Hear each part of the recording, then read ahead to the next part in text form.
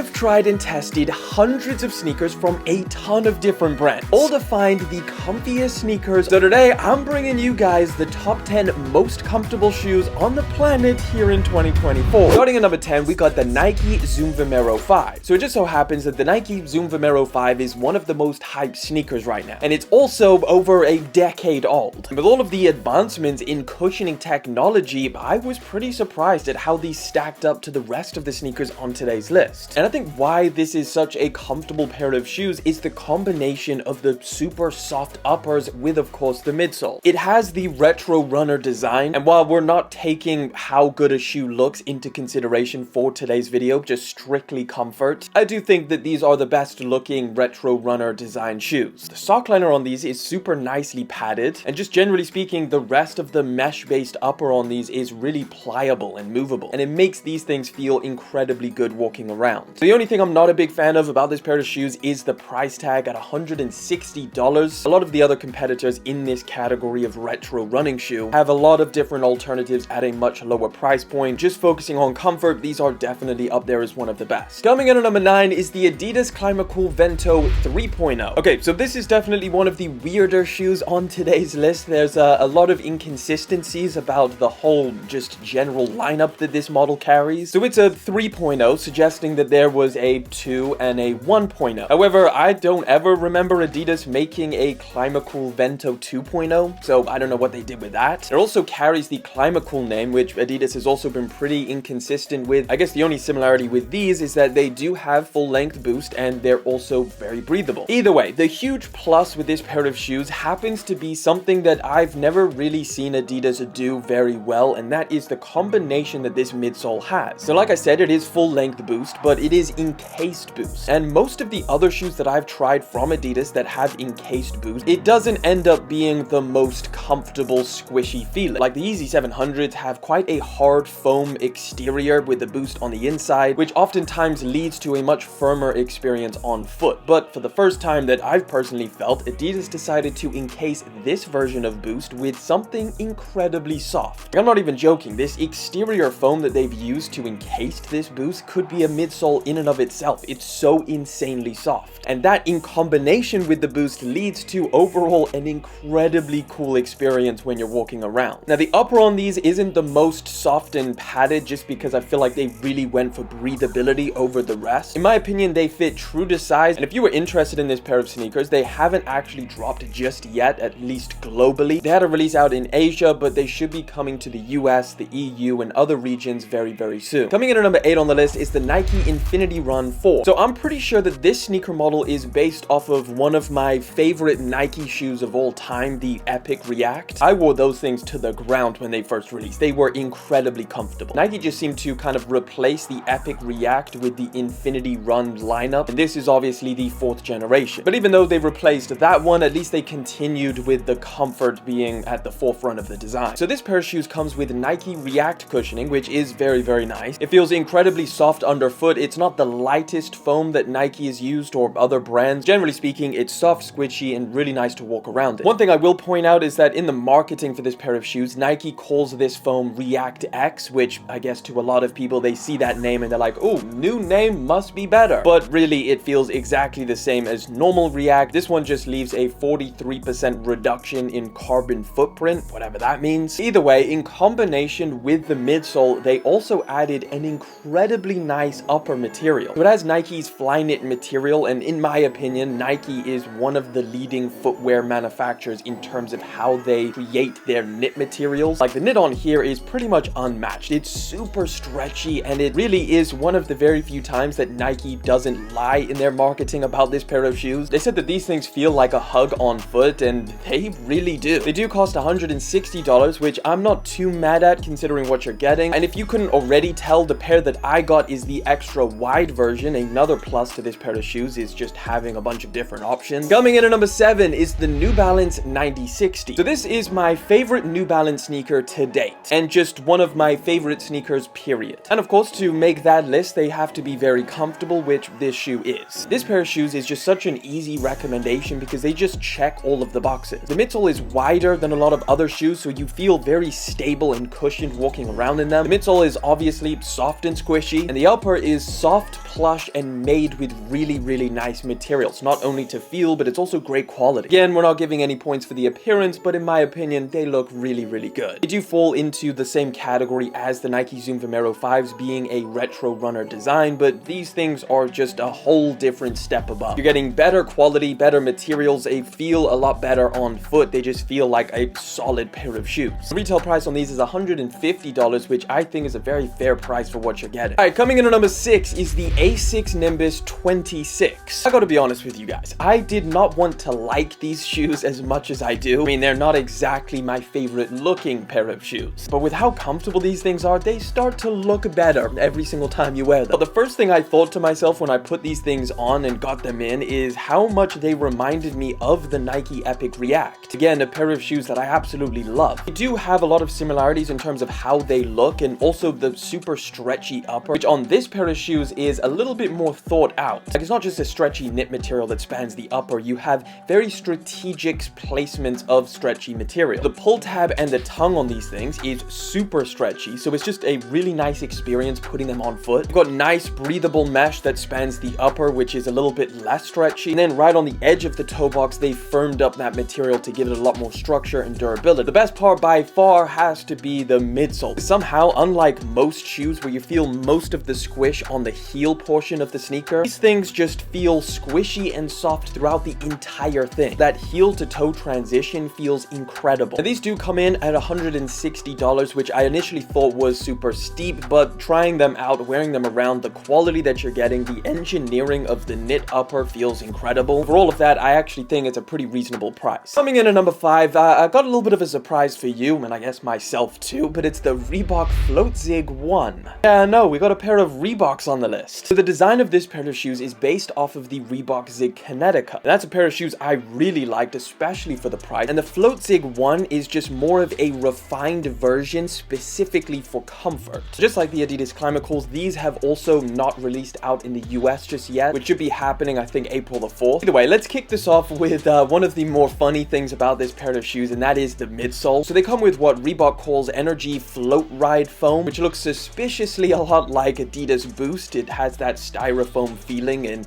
I mean, if you had them side by side, you'd be like, hey, that's almost the same thing. Turns out it seems like it's a little bit softer and also a lot lighter. Either way, I really like this stuff. I think it feels incredible on foot. I think this pair of shoes, its best feature is how nice they feel walking around. Something about the shape or the design of this midsole that just as you're walking, that heel to toe transition feels incredibly good. It's not super aggressive like you get in high-end running shoes where it feels like they propel you forwards. It's just a nice little nudge, so when you're walking around, you just feel like you're hardly putting any effort in. But a decent amount of colorways to choose from, and they're pretty affordable at $130. I think one of the cheapest on today's list. But coming in at number 4 is the New Balance 1080 V13. So basically, this pair of shoes is a marshmallow underneath your foot. On last year's list of most comfortable sneakers, I had the 1080 V12 on there, and those were just insane. Well, this next version, I'm happy to report, is even better somehow. Like, I don't know how they did this, but somehow the foam on the midsole is softer than the V12. The upper on these things is pretty simple. There's not anything special or crazy about it. It does have a nicely padded ankle area.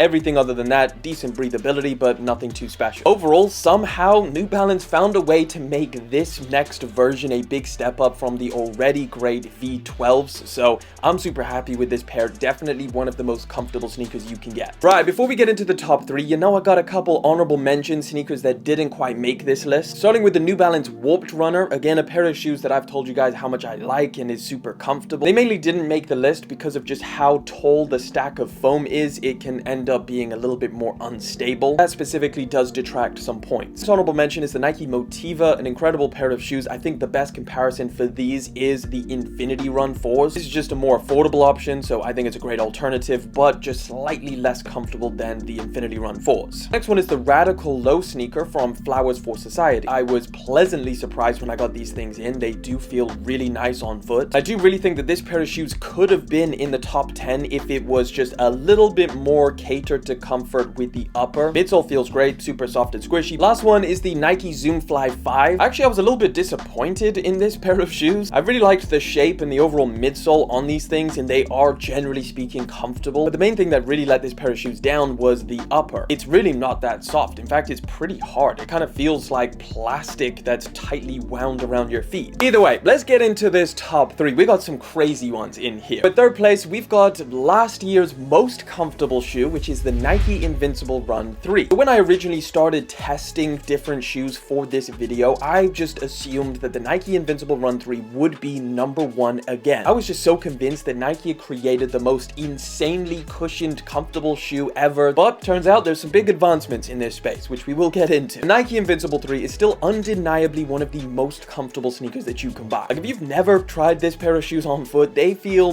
like nothing you've ever put on your feet before. Midsole is just super soft and springy. This Zoom X and this amount that they put in here is pretty crazy. So again, it's not just how soft the foam is, but it's also how it was created. And these things are displaced in quite a wide area, so they feel pretty stable for how squishy they are. And I still think that this pair of shoes is definitely a great option here in 2024, especially considering that you can now find a lot of different colorways on sale, which, considering the retail price of these things is $190, that is definitely a good thing. Also will mention that if the Invincible 4 drops this year, that's definitely worth considering because the entire Invincible lineup from Nike has been incredible. Speaking of insane cushioning, let me introduce you guys to number 2. It's the New Balance Rebel V4. Oh my lord, these are crazy. Like, I was genuinely shocked when I put these things on foot. I think this might actually be the softest midsole I have ever felt in any shoe on the market. It is literally unreal. I don't know what the hell New Balance is cooking up in their labs, but they're making some of the softest midsoles ever. Now, obviously, like I've said, soft midsole doesn't make the entire comfort of a pair of shoes, but I think the whole package of the Rebel V4 is really compelling. It's insanely light to the point that it hardly feels like you're wearing shoes. It just feels like you've got